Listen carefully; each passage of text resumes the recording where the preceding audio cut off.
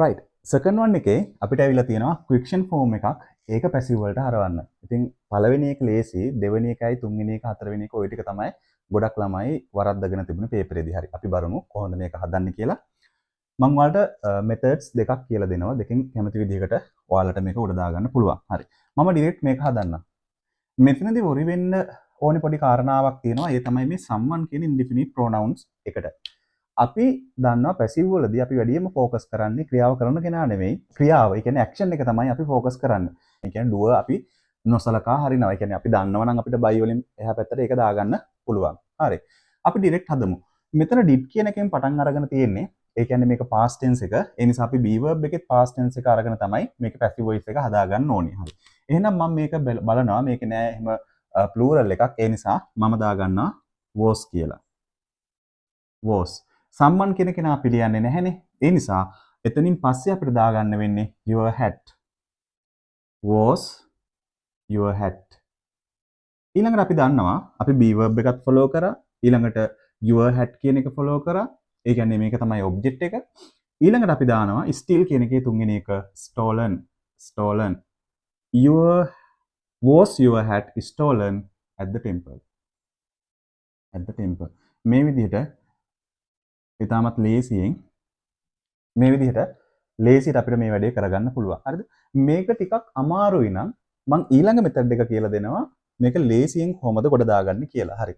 දැන් මේකේ someone කියලා කියන්නේ indefinite pronoun එකක්නේ. අවිනිශ්චිත සර්වනාමයක්. ඒ කියන්නේ අපිට ඔය he she it වගේ නිශ්චිත කෙනෙක් නෙමෙයි. ඒ නිසා අපි subject එක විදිහට නිශ්චිත කෙනෙක් දාගෙන අපි මේ වැඩේ ගොඩ දාගමු. හරි. ඒ වෙනුවට මම ගන්නවා he කියන කෙනා. he someone වෙනුවට ගත්තා. එතකොට මේක did එකෙන් ලියලා තියෙනවා steal කියන එකේ දෙවෙනි එකේ එන්න ඕනේ stolen. මොකද්ද මෙයා හොරකම් කරන්නේ? he stole. sorry. මොකද්ද මෙයා හොරකම් කරන්නේ? he stole your hat. he stole your hat. කොහෙද හොරකම් කරන්නේ? at the temple. at the temple. he stole your hat at the temple. දැන් අපේ වැඩේ තව ටිකක් ලේසි වෙනවා.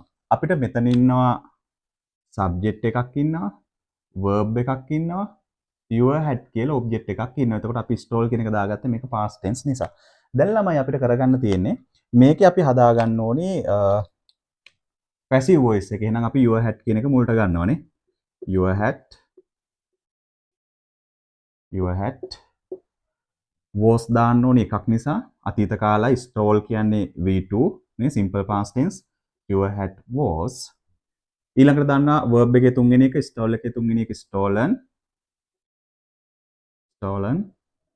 your hat was stolen. අපි at the temple කියලා දාගමු. at the temple.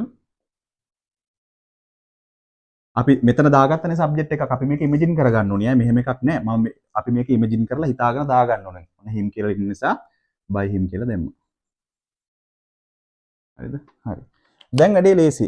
දැන් අපිට තියෙන්නේ මෙන්න මේකේ quiction form එක හදාගන්න. එහෙනම් your hat කියන එක මුල තියෙනවානේ. එහෙනම් quiction form එක හදාගන්නකොට අපි කරන්නේ මේ object එක මුලට ලියන්න බෑනේ. එහෙනම් අපි මේ be verb එක මොකද්ද කරන්නේ? මුලට ගන්නවා. be verb එක මුලට අරගෙන මොකද්ද කරන්නේ? අපි අපේ quiction එක හදාගන්නවා passive වල. එතකොට කොහොමද එන්නේ? sorry.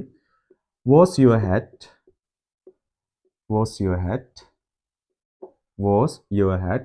stolen